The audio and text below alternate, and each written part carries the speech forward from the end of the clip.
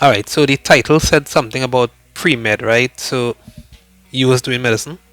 Well, no, not exactly. I wasn't doing medicine. What I was doing was actually I was doing pre-med. So I was like on a track to eventually do medicine. I was doing biology. But this is what I learned after quitting, dropping pre-med, right? So the truth is, I was doing like a double major. I was doing like biology, right? And I was also doing behavioral science. So psych and sociology was the general emphasis I was doing under this behavioral science degree. So, I mean, and I was in a class with other students who were also doing biology and various aspects of it. We were studying different things like anatomy, physiology. We were studying like organic chemistry and a whole range of things we were studying with regards to the body and how it functions. But notice I said I was also doing behavioral science, so I was doing psychology and sociology as my emphasis. So while doing those two double majors there with those emphasis, I recognized that pre-med was difficult for me. Now there were a number of students who were also doing biology, and it just seemed as though it was quite easy for them. Now obviously they had to work hard, they had to study, they had to put in the time. But I thought I was doing the same thing. I thought I was studying, I thought I was putting in the time, but it just seemed like I was not doing as well as I would have liked to do. On the other hand, when it came to behavioral science, psychology, and sociology emphasis, I was putting in time, energy, and effort, and so forth. So I was studying, but it was coming a little easier for me than biology. But of course, I wanted to go into medicine. I wasn't too sure exactly what kind of medicine I wanted to go into, and so I'm doing this double major. After secondary school, went straight into university, that sort of thing. I didn't stop on work or anything like that. So while I'm there, I'm struggling with biology and the biology courses. I'm doing pretty well in the psychology and sociology courses. I did a career test. Now, I really didn't know about a career test before, but there was this professor at the university, and he said to us, not just me alone, he got a whole group of us, and he says, here what, let's do a career test. It was really early in my degrees, so I'm doing this career test. And eventually, well, back then, the career test was really pencil and paper. Now you could do it online. The same test you could actually do online. And I'm doing this career test, and then we adding it up, and we get the results. So I'm looking at the results. Remember I told you I wanted to get into medicine, and I was doing biology as my pre-med track that I was on, but I was also doing behavioral science, psychology, and sociology as the emphasis. And I get the results, and there's nothing really about medicine on the results. On the results, psychologist. I was like, okay. Now, I always love the mind, I always love the idea of how people think, how people process information, and so forth. But I was looking more in terms of probably doing something in neurology, looking at the brain, looking at how the actual structure works, and so forth. How it sometimes could get damaged, or if it's disease, you know, that sort of thing. That's the part I thought at least I would have been on. Of course, hats off to all the physicians out there in your various specialties. I mean, because of you, the healthcare system, we're receiving the kind of care that we need. But it just wasn't for me. Medicine just wasn't for me in the way in which I was doing it. Now, I still love the brain. Obviously, I'm a psychologist now, and I still love knowing the various structures, the limbic system, the prefrontal cortex, what it does, how it helps the individual to function, plan, orient themselves, how emotions are affected by your limbic system, for example. So here I am thinking about, okay, the career test is saying not medicine. So I thinking I have to jump off this pre-med track that I want, this trajectory to go into medicine. Because if it's saying psychology, then I'm not wasting my time, but I'll be struggling, and eventually I wouldn't really be happy in that particular career. So I had to make the decision to jump off that ship and remain on a ship that I technically was on all along. That was a part of psychology. So eventually I threw my focus behind psychology. Now it took my extra year, obviously, at the university level, undergrad, because I was doing the double major. I was doing the summers and so forth to try to finish it as fast as possible. But it still will have taken me more than 4 years. Now, it will take me more than 4 years. Some people might do double majors and, I don't know, maybe finish faster than 4 years. But if you could do that, great. I couldn't do it, right? I was planning to take maybe 5 years, probably even up to 6 years to get it done. So I came off from pre-med, that track or that path, and I'm on the path now to psychology. So I finished the behavioral science, and I'm saying to myself, okay, this was difficult, but it was not that hard.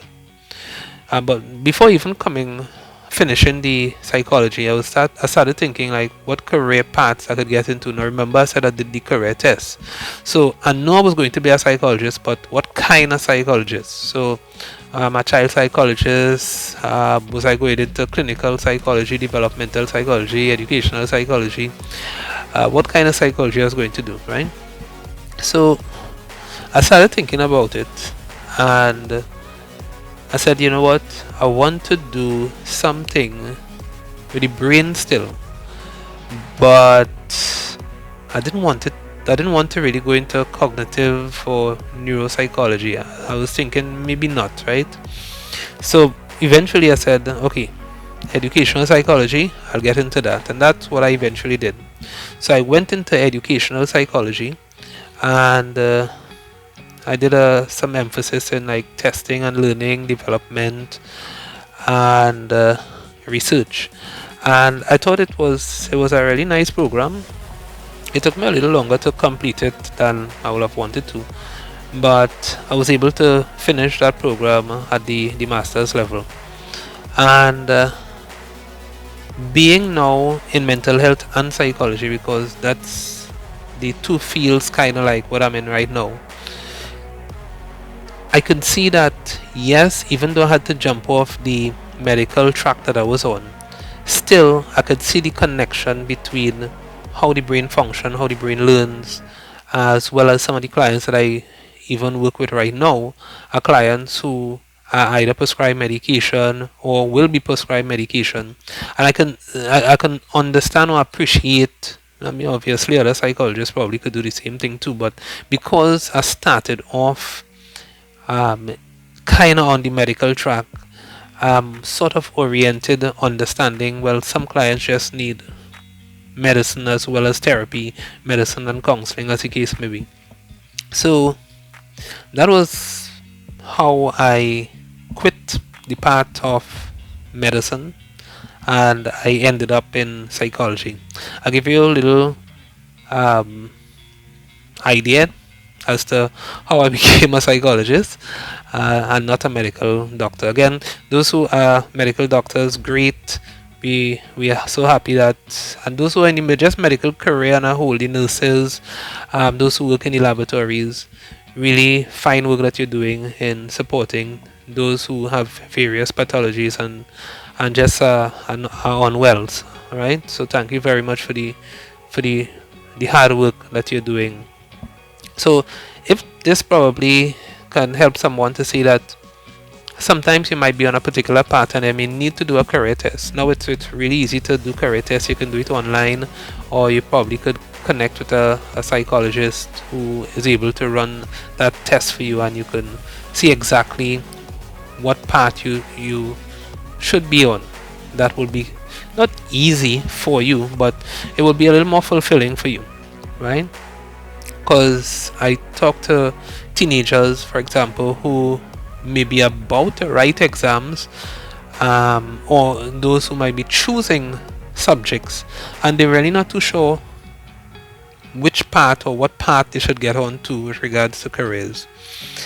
And sometimes a person may say, well, maybe you could go into maybe a mechanical, or maybe you could go into medicine, or you probably could go into carpentry, or you probably could go into mathematics or something like that, and the student may not necessarily know exactly what path to go into, but they know they want to do something. They have to do something. But it could be very daunting, very frustrating, sometimes annoying to that teenager, because they really don't know and everybody just saying things, and sometimes they may feel, maybe today I feel like, okay, I want to do veterinarian medicine, and tomorrow they might switch their minds. I want to do something else. So a career test can really help a student to kind of narrow down or to develop a focus into what they probably should go into. Of course, you don't have to be a teenager to do a career test. Sometimes you may want to change what you're presently doing in terms of career, and you might be an adult. Maybe you have been in a specific path for a little while, maybe a decade. You're working in a particular field, but if you just feel like you want to make a change, whether or not making a change will be the best thing for you or not. So you do a career test, and it will help you to kind of narrow down where you probably might best be able to work and find passion and joy and be motivated and so forth.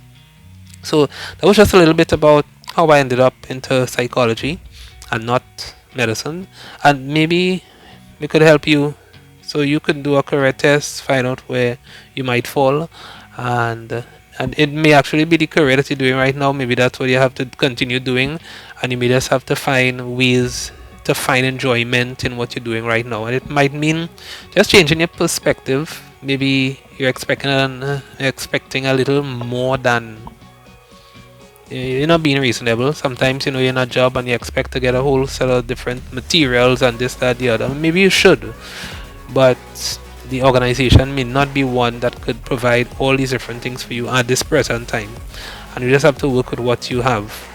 I mean, if you could work with what you have, great. If not, maybe look for something else that might be similar to what you're doing right now, and continue working in the field that you are in. Alright, so I hope you find some kind of benefit from this video. If so, like, subscribe, share it with somebody else so that they can listen and know that if you have to make a change, especially if you're a young person, of course you don't have to be a young person to make a career change, but if you want to, that's fine, and sometimes that's the best thing for us. We probably should not be in the career that we're in, especially if it's increasing stress, contributing to challenges with our mental health, challenges with sleep and so forth. Maybe we should evaluate whether or not we should stay in the particular career path, or if it is, we probably should make a change and do something different. Alright, so just a little bit about how I moved from one path that I was on to the current path that I'm on right now, and I will see you in the next video. Take care.